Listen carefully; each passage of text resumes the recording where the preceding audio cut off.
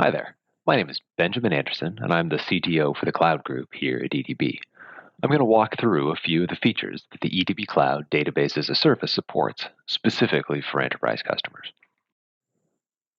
Here's the login page for our portal, and you'll notice that we don't have any username or password fields here. All authentication to EDB Cloud happens via SSO federation with Azure Active Directory.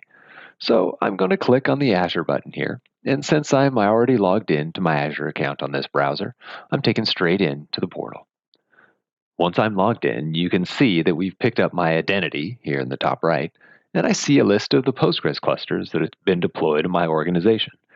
If I click over here on this admin panel, I can manage other users in my organization and the roles and permissions assigned to them.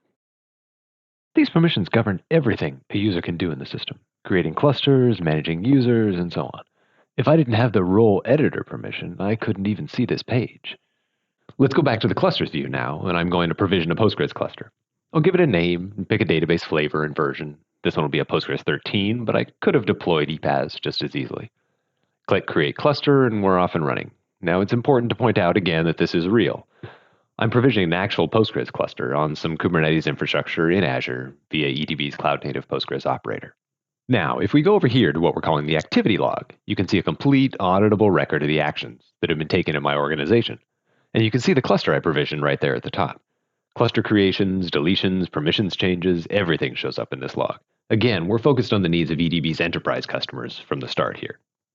I'm going to keep this video short, but I hope it's given you a taste of what we're up to when it comes to building a database service that can support the needs of enterprises in the cloud. There's a lot happening under the hood here as well, such as security and compliance certifications, and new features coming down the pipe for data governance. We're committed to making EDB Cloud the best database service for sophisticated database users. Thanks for your time.